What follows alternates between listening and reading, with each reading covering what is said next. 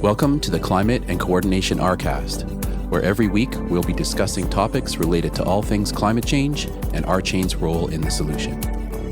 We will be discussing technologies that can adapt and coordinate massive amounts of data like never before, forming social architectures that grow collective intelligence, sharing and evaluating data planetarily, all while maintaining personal privacy and personal data ownership.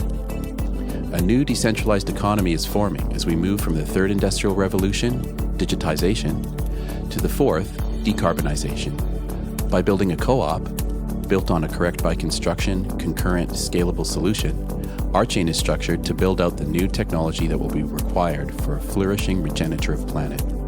Please join us on this journey.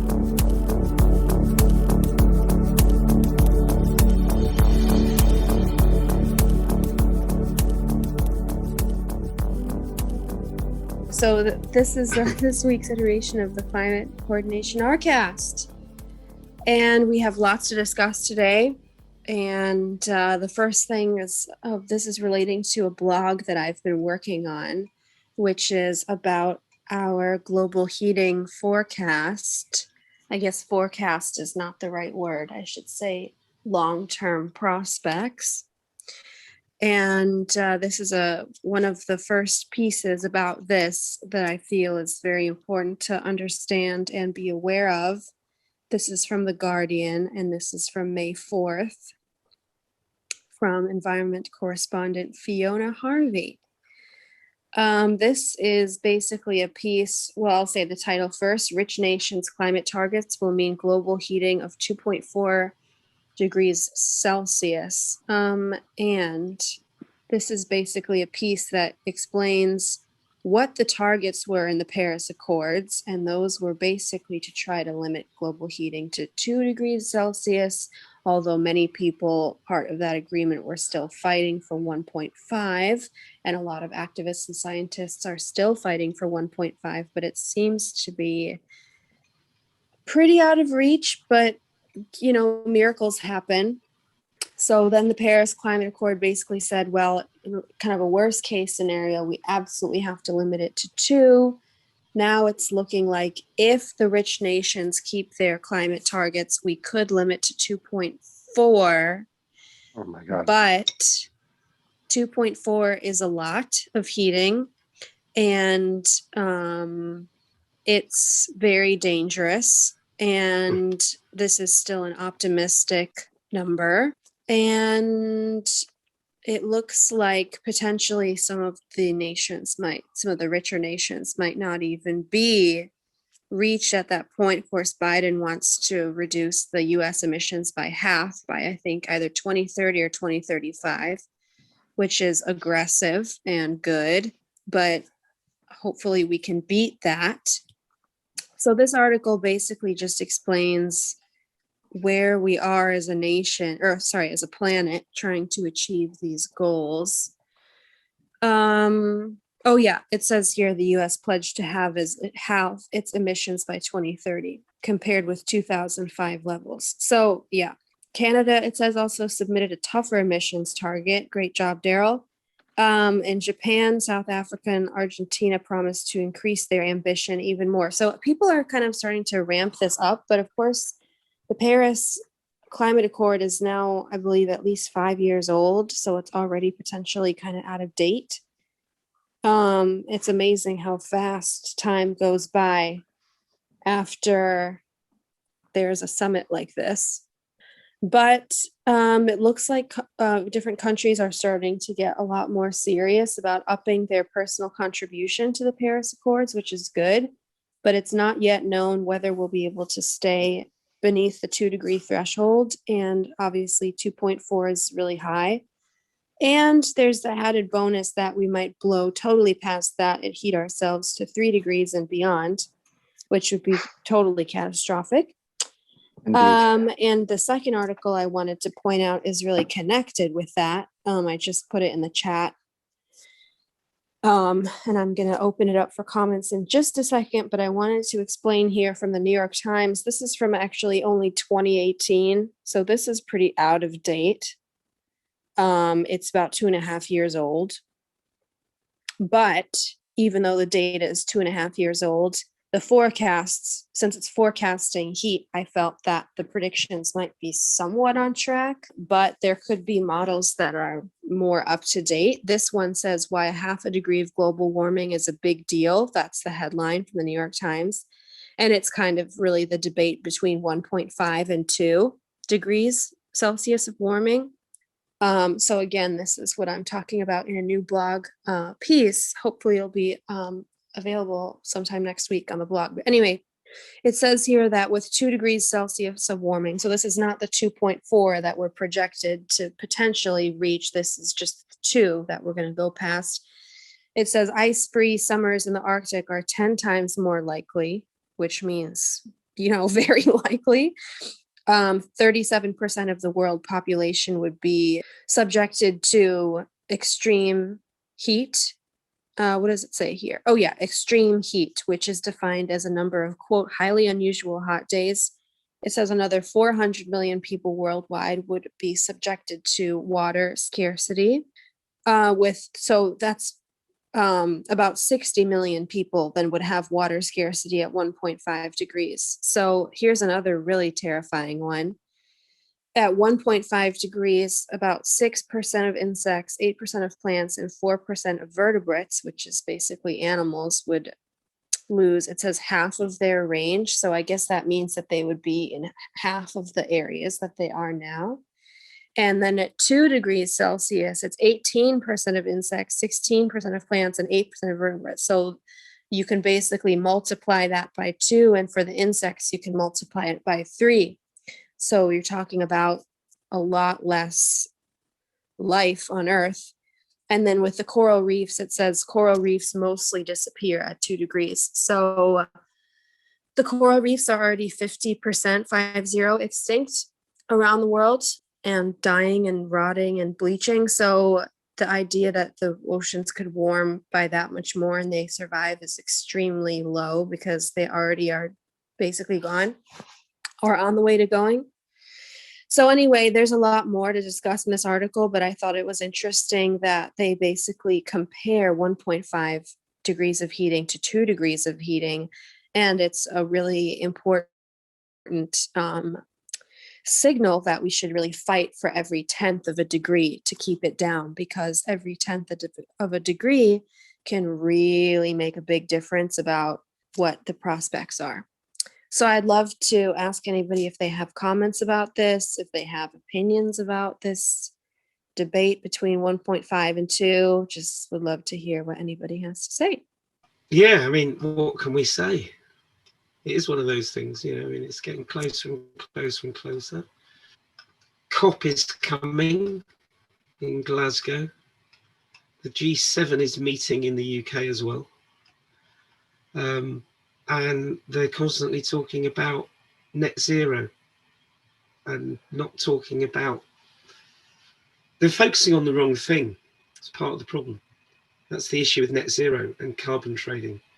They're focusing on protecting their economies and not reducing carbon emissions. Instead, they're buying their way.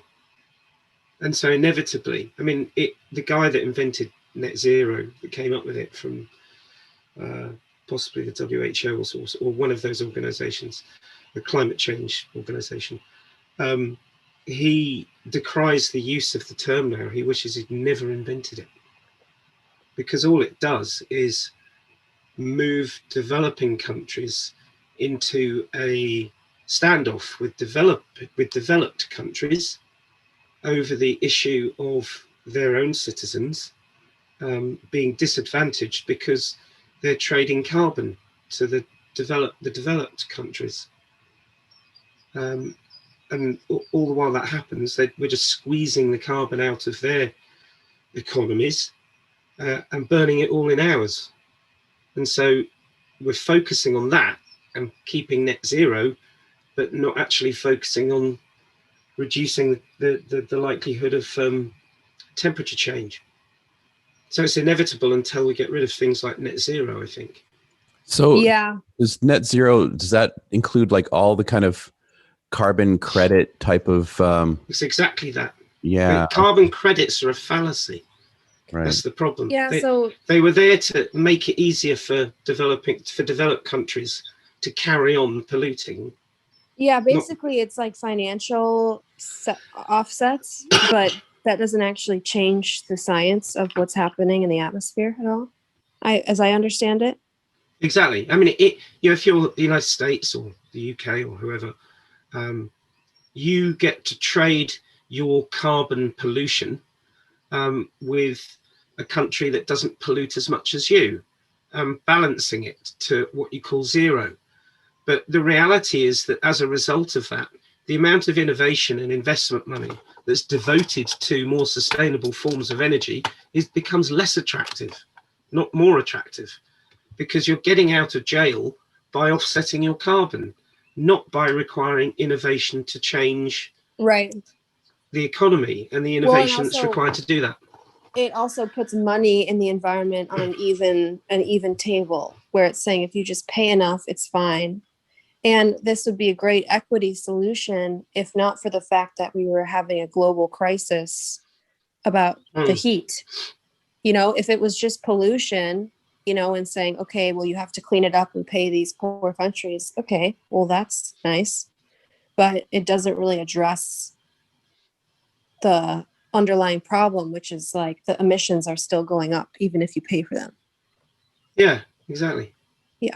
The developed countries ultimately don't end up, then they end up being not responsible for the climate pollution that they emit, because they claim they offset it, but it's still there. Right. It's not like it goes away. Yeah. Well, until accounting takes account of the fact that it is still there, nothing changes economically. That's why there's a big race, I feel, in the blockchain community and in a lot of other communities to try to verify real carbon sequestration efforts with this offset practice, so that at least if you can charge people for their greenhouse gases, you can put that money into a sequestration strategy. Like some people are doing that with soil, people are doing it with tree planting, but it's still, that still might bring you back balance to zero. You're still not reducing. Do you see what I'm saying? Like if you emit 100 square tons, I have no idea what these units are. Say you emit 100 square tons of CO2, you sequester it with a certain amount of tree planting. Then you're back to where you started. You still haven't figured out how to not emit that. Exactly. Do you know what I mean? If you change the dynamics of the cost, though, so instead of having a flat cost per ton of, right. Instead of having a flat cost over the last 5 years since Paris, we doubled the cost every year of a ton, and require in the UN system of national accounts, which is what most companies report, the debit side of that equation, so that it impacts their profit. Then you might actually see change, because then shareholders will be up in arms. People will take it more seriously, because it's having a negative impact on the economic well-being of a company. Right. It needs to do that. Yeah. And I'm also just really kind of discouraged and also surprised by the ability of these oil companies to limp along, because most people are not, getting into oil as like a long-term strategy, but people still are investing in Chevron, like people still see Chevron as like a potential investment. Nobody's going to laugh at you if you say you're in Chevron, unless you're talking to a super aware climate activist, or someone with a really long-term strategy. And I just find it just crazy that these companies are able to kind of keep going. And it's really sad that people keep putting their money into them, but there's a return sometimes, so it's really sad. So, maybe an idea for a potential guest in the future would be to have someone who's really an expert in this sort of ecosystem of carbon credits, carbon taxation, carbon sequestration, all of that. Good idea. I would love to learn about that. And yeah, but we really don't seem to have a system for that now that really addresses, at least an economic system that really incentivizes or addresses not emitting in the first place, unless you basically just want to invest in a ton of green infrastructure, which is basically a government project, which is great. But I don't feel that there's an incentive there for companies individually. So if there aren't any more comments about that, this is a happy story from the New York Times about this. I guess all of my articles kind of link together today. That's nice. So this is a piece from the New York Times from May 3rd and May 5th. It says EPA to sharply limit powerful greenhouse gases. This is an interesting and quite long story for anybody who's interested in this. I highly recommend it. It says the Biden administration is moving quickly to limit hydrofluorocarbons, the Earth's warming chemicals used in air conditioning and refrigeration. Some people might recall that chlorofluorocarbons, CFCs, were banned in the 1980s, and that was the chemicals that put a hole in the ozone layer.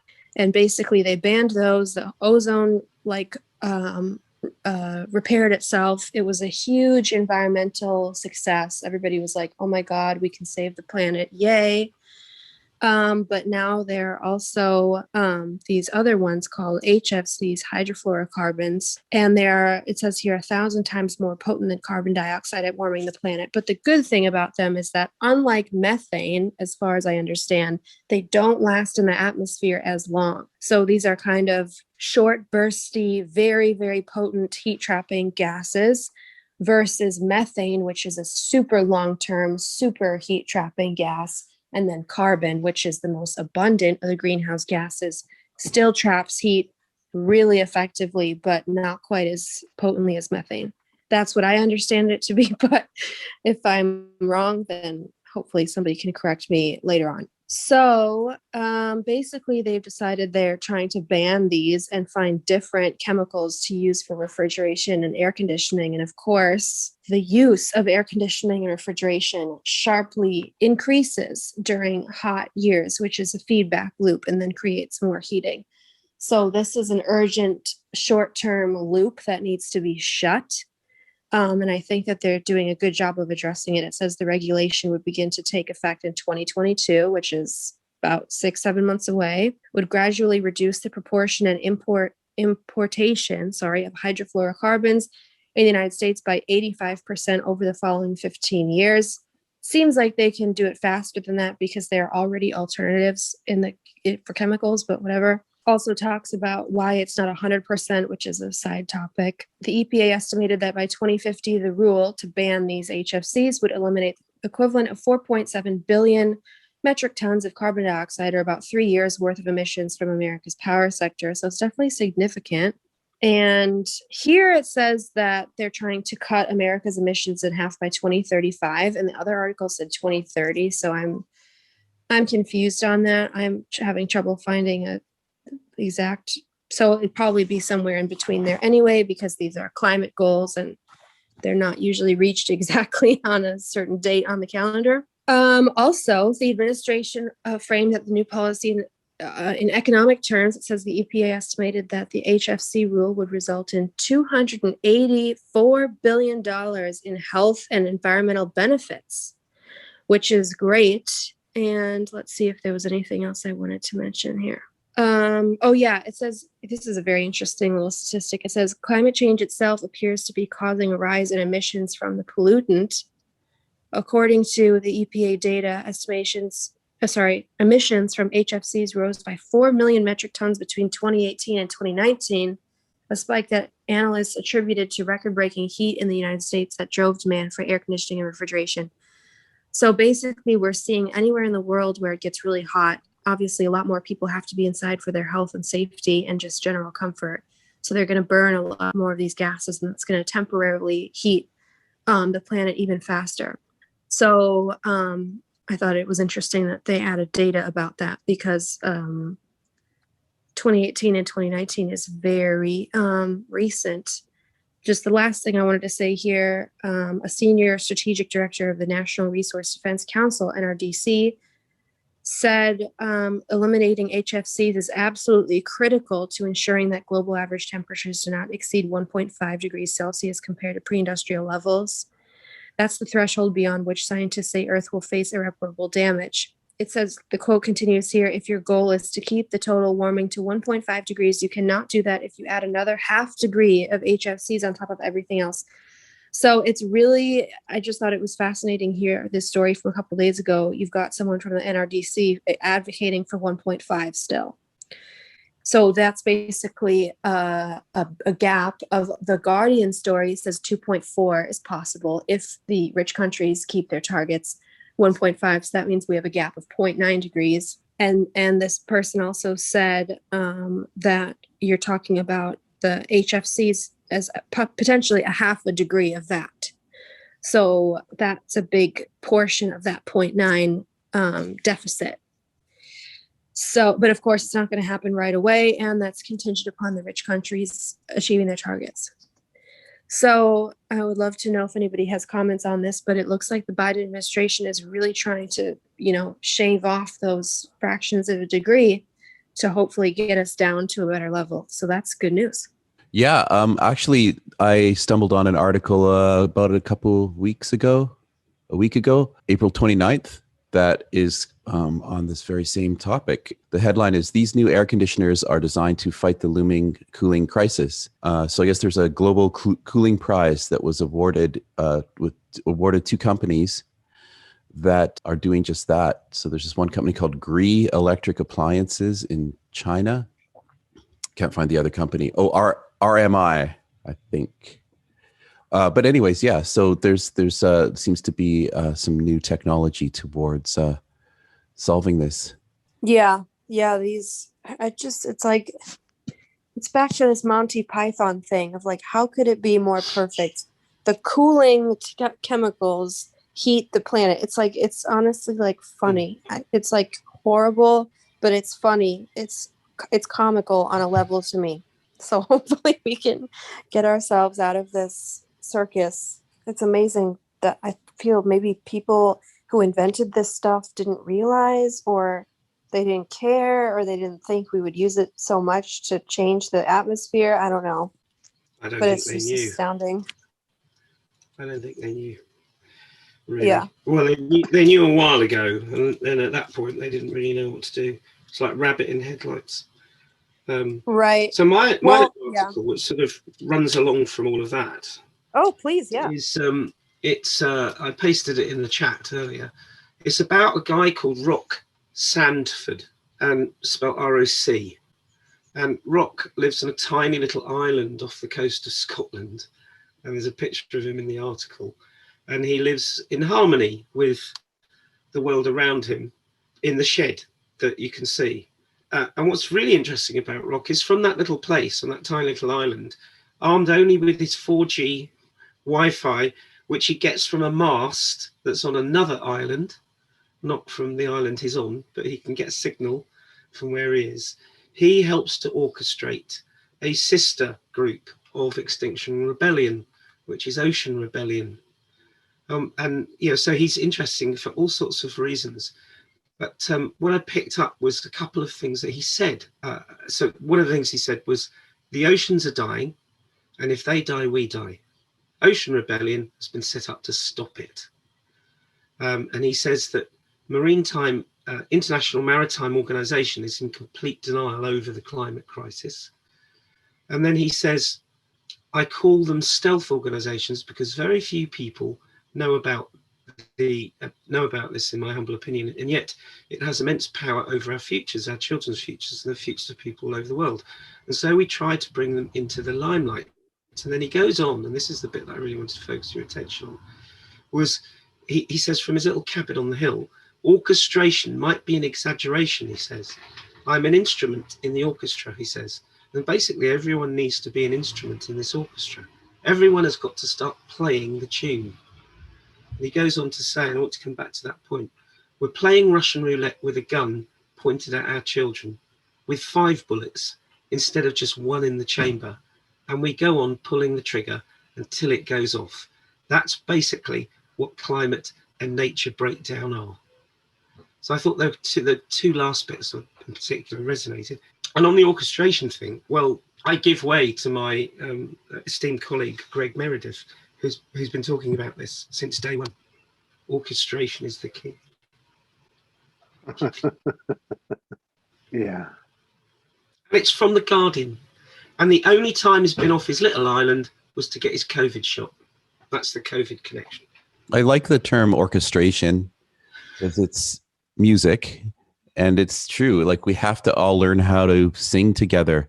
It's like the way that I've tried to describe it is that us humans, we're so proud of ourselves for developing individual self-awareness. Like, we think that's pretty special. But what we have to do now in order to survive is we have to develop that same kind of self-awareness, but on a global scale.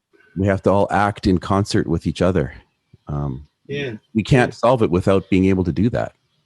Now, Greg probably knows that I'm going to say this, given my history. So I would say that orchestration is a terrible phrase. It's top down, right? It's top down. Whereas choreography is not. Okay. Choreography is not top down. You each have some. So, well, if you look at choreography, the dancer goes and learns their parts. I mean, jazz is a better form. If you think of jazz and improvisation, there's key markers in the score. I guess, but in all the of scales, these things, you're cooperating, not being orchestrated. Yeah, but all of these within a different guideline. Forms of dance, classical music, and improvise, they all have versions where it's extremely top down, basically no collaboration whatsoever, just a cog in a machine. I actually have friends who play in symphonies, and they call their jobs corporate jobs, which makes me laugh, but that's how they feel. And then there's also version, it's a sliding scale. Then you have, some collaboration. And further to the other side, you'd have like almost no conductor. You're talking like chamber music at that point. Or, like modern dance, which sometimes doesn't have one choreographer, but is rather kind of like a study of the movements of people together. So I think all of these examples have both. It really depends where you're looking. You know what I mean? If that makes sense. I don't think there's any one word that implies that there's no top down. I should have realised that you would come out with something like that, Nora. Well, sorry. Continue. I'm sorry. No, that's absolutely spot on. In a software sense, which is the sense that I know it most, orchestration is a system that's not a blockchain. So it's something with a node that has special significance that orchestrates everyone else. Whereas, a blockchain, decentralized, it's a collaboration. It's more of, I've always called it a choreography. And indeed, there's a standard in W3C. But you're absolutely right. And I have spent the last 15 years trying to figure out what the right term is for that, because it's kind of like, the only way I can describe it is a bit like jazz, a bit more like jazz, in the sense that the notes you choose to play when you're doing your bit of impro based on a particular melody is guarded in some way or shaped in some way by that melody, but you're free to express within the constraints. And that's kind of what really Extinction Rebellion and others do, if you see what I mean. Yeah. No, I agree. I think it would be interesting to try to find the right word or metaphor. If you come out with one after 15 years, boy, I'm going to send you a bottle of champagne. Great. But the thing is that a lot of folks have struggled with coming up with good terms. In the dynamical systems domain, people have been aware, and they call it emergent phenomena. So things like slime mold and fireflies. There's no leader. For the longest time, they thought that all that synchronization that you can see with your own eyes was because there was some kind of, king or leader cells that were doing that, but it's not the case. So then they rely on things like emergent phenomena, We don't have a good language for it, and that's kind of cool, because what it really shows is there's a blind spot in humanity, in the way we think about the world. That Just one? because there's no language for it. We're aware of the phenomena, but we don't have words for it. So that's a pretty clear indication that there's a bit of a blind spot. Well, I did have an idea just now. Oh yeah, what's that? Murmuration. Isn't that how the birds fly in groups? Sure. Together in a somewhat choreographed fashion that it seems to. I mean, murmuration happen. it means something a little bit more specific, but yeah, you could appropriate it for that. Well, are we part of the Murmurati? Yeah. Our new band name, the Murmurati. So Darryl, would you like to bring up your topics? Oh, yeah.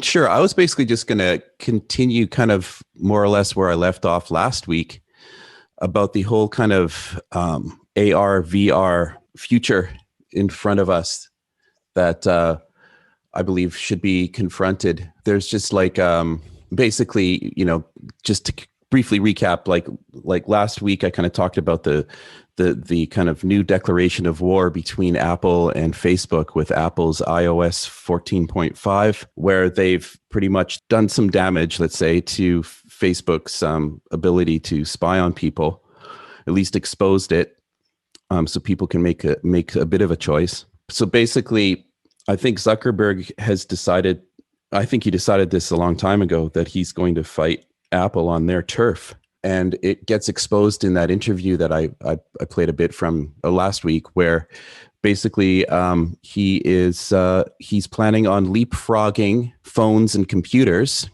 to what he believes is the next computing platform, which will be VR and AR.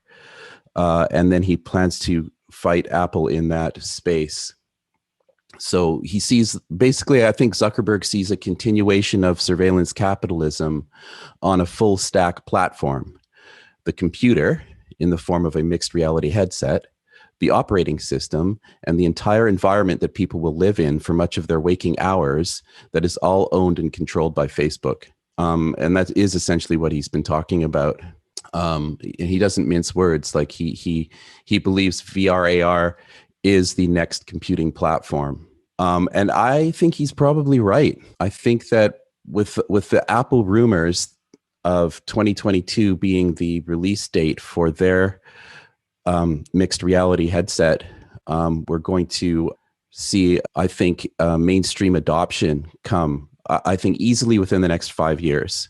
The moment it becomes a thing you can buy on your cell phone plan for like $20 a month or $50 a month, that's when it's going to shift over and everyone's going to be snatching these things up. So I'm kind of concerned about some of the things that Facebook's doing. I'm more concerned about Facebook than Apple, just because of the obvious. But really, ultimately, it comes down to what Vinay Gupta said at the launch of the Mycelia Creative Passport several years ago now.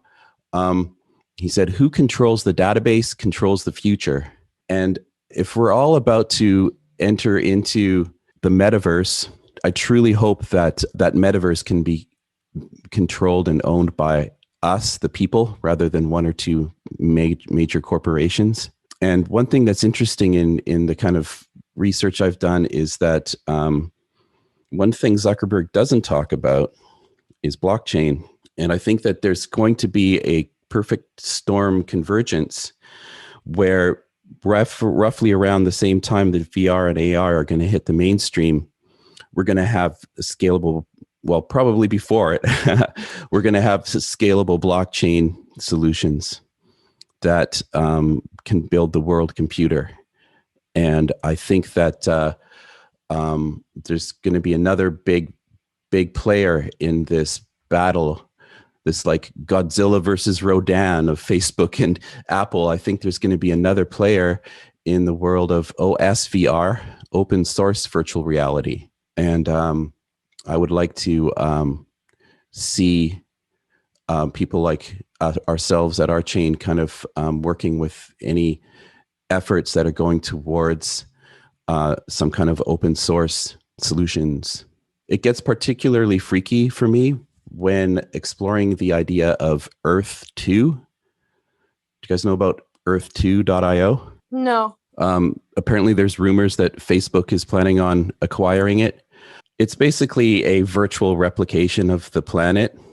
And of course, people are buying and selling property on it. That's fascinating. Yeah, and it's kind of become this big speculative market now, looks like. And it looks like Facebook might be snatching it up. So if that becomes the metaverse, I think we're in trouble. Oh, you think that where all the VR and AR places take us is going to be there? I think the intention is to have property ownership in this new space, kind of replicate some of the lousiest things about the real world in VR, in the virtual version of it. Right. And the point of that is like advertising mostly, or what? Well, ownership of property, ownership, the Donald Trumps of the world in VR. But what do you get for that in this virtual world? You get all the things you get in the real world. Not So quite. So it most all of these things have to do with rights to manipulate, which is unfortunate, right? Because the truth is that we need to change the way we think about. It's not ownership; it's stewardship. At the end of the day, we can't own a piece of land because the piece of land is going to be there long after we die. What we need to talk about is, are you willing to take on what it means to care for this land? Are you stepping into this responsibility? It's not about rights; it's about responsibility, and unfortunately, we've been kind of hypnotized into this very strange way of thinking about it that doesn't recognize the responsibilities, and more is tilted towards this. Well, what can I do to this land? What can I do It's a very very strange mindset that humanity has bought into, and hopefully, I mean the Stewart. All of the things that I've read about Native Americans, they completely understood that it was about stewardship. It's not about. I mean, they understood that if you overhunt, then there's no game to eat next year. If you overfish, there's no feed to ish. If you eat a fish to eat next year, right? So these are the things that we have to begin to incorporate in the way we think about things and shift. I remember when I was working at Microsoft, one of the things that was really clear was that engagement was 9/10 of ownership, at least for code bases. Right? So the managers who weren't actively engaged in the code, who didn't understand what was happening in the code, they had no real ownership. I mean, they could give people bad reviews, but at the end of the day, the developers did what they wanted to do, and they would achieve consensus that was closer to what was technically reasonable and technically feasible, and ultimately, therefore, aligned with market interests. So that's a closer, the open source mentality that sort of connects engagement with the code base to ownership is more along the lines of this mindset of responsibility as opposed to right to manipulate. Does that make sense? Oh, yeah. Yeah. I mean, imagine a Earth 2.0 or maybe an Earth 3.0 that's open source, and it's built around that idea that, again, around the idea that the idea of owning a piece of land is an absurd notion, and that being a steward of the land is a much wiser and better way to look at things. Wouldn't that be something? Well, it would be training wheels, right? Easy Because to at the end paint of utopias, isn't it? Yeah. But again, I feel like it's kind of training wheels, right? Because the reality I mean, is in the sense that, sorry, you go on, Greg. I mean, Earth is infinitely rich. There is not a phenomenon on planet Earth that if you apply more attention, you won't be rewarded with more detail and more richness. And that is not true of the digital world. Right. There comes a point where you're applying attention and that attention doesn't yield any more detail. Right. And that's that's what makes the digital world a dream. And so the question is, do we want to live in dreams, or do we want to be rewarded with, reality? Yeah, I think. I mean, it's the reason why I love listening to music played back off of a 2-inch 24-track analog tape machine that has been recorded analog entirely. It's like you feel the things in between that aren't there in digital. It's like taking out a piece of vinyl, Yeah. and just feeling the weight of it as you're about to put it on the deck. Yeah. Versus, let me press a button on Spotify. Yeah. Because shockingly, given that, some of my daughters are quite musical, they got me a record player about 4 years ago. I hadn't had a record player for a while, but yeah, I kept all my records. And my youngest daughter said, "How does it work then?" Because she didn't know. She genuinely did not know. I had to show her. I don't know, to be honest. I don't get it, and I never used one. I've seen people use them, but I don't know if I could put a record on without ruining some delicate piece of machinery. It makes me nervous. It is a delicate act.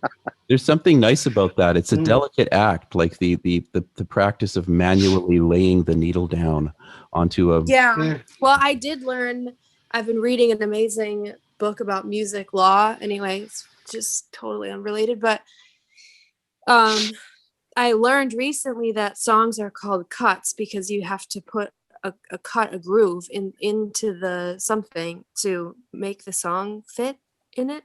Yes, that's right. Yes. So that was a revelation. I learned that yesterday. Yeah, go listen and watch Thomas Edison, who is now on the blockchain. Yeah. Yes. He started it. You're a Nigerian marketplace, for your information, Nora. I have that on red vinyl.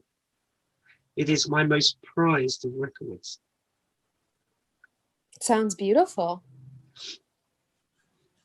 Yeah, beautiful to look at, wonderful to listen to. I can't help thinking about this virtual reality side of things, though. That, it's like people are faced with a choice. Do they want to be part of the matrix, or do they want to be part of reality?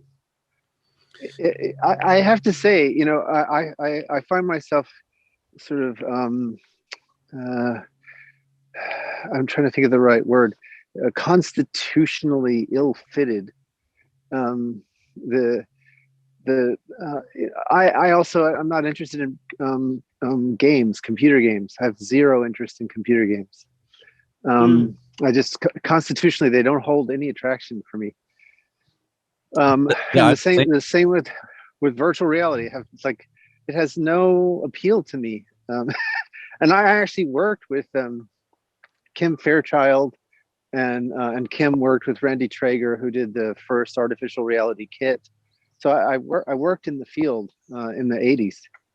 And that's what led me to take concurrency very seriously, because it was clear that you're never going to get scaling without concurrency. Yeah. It's funny you should say that, because it's the same for me. I wrote games when I was in the last couple of years at university. Well, actually from year one at university. So I wrote games. I played them, but having written several of them, I then decided, actually, I found them all terribly boring. And, I'd spend once you've written them, you think the allure just wears off. Yeah, exactly. And I haven't played since. But Yeah. that was my life, morning, noon, and night. I was playing games and writing. Yeah, I'm with you there with games. I've especially like first player shooter games. I don't understand the appeal. But I must admit, since I've got my Oculus Quest 2 a couple of weeks ago or a few weeks ago now, I've had some pretty amazing gosh wow moments looking at things in VR, particularly the National Geographic stuff, where you actually are exploring photographically 360-degree worlds, and you're able to look all the way around you and up and down. You really do kind of get more of a sense of that you're actually there, and you're really kind of seeing and feeling something in a deeper way than just watching it on a screen in front of you. And I do believe that there's no perfect good and evil. I don't think it's just the Matrix where you have to make a choice. I think that there's going to be things that VR and AR are going to be incredibly amazing for. I think there's going to be elements that are going to connect us culturally as a planet, like nothing ever has yet. I think my fear is in this term augmented reality. Right? Yeah. There's reality, right? Mm-hmm. And augmented reality is not reality. And the danger is by using the term augmented reality, people think that is reality. And they lose a grip on the reality. So I think all the examples that you gave, Darryl, absolutely spot on. They're wonderful examples. They impart knowledge to people who can use them. And as long as they don't lose a grip on what is real and what is not real, then fine. But I think that works for me. I think people are making the same argument about television and about other kind of technologies that are new. Photography, recorded music. But I think that I think it's important, for us to kind of be aware that this is coming, and it's coming sooner than most people think. And Mark Zuckerberg's vision of it, as far as augmented reality goes, he's talking about terms like teleporting. He's talking about like goggles where in AR, you're still looking at the real world through these goggles. And when you look over at a chair across the room, your friend who is currently in China is sitting in that chair. And you're actually looking at them, and you can look at each other in the eyes. And of course, what he will do behind the scenes is there will be product placement next to the chair. Oh, worse than that. Because that's what it's about. Absolutely. It's not about any of, that's what it's about. Absolutely. Because he talks about in that same interview, he talks about eye tracking and face tracking and how fascinated and how obsessed he is with that aspect of things. Because if he can get eye tracking and face tracking, he'll get to know what people think even more and be able to utilize his surveillance capitalism on people. Yeah, and I think a lot of apps and products even already do that, at least with looking at where you scroll and how long you watch something for. So exactly. Oh, yeah, for sure. It'll be interesting to see how that gets to the next phase. But it is 9:30, so we have to be finished. Thank you all for a wonderful conversation. And please make sure you're subscribed to RChain on YouTube and follow RChain on social media. And you can become a member on rchain.coop. Thank you all so much. Thanks, everybody.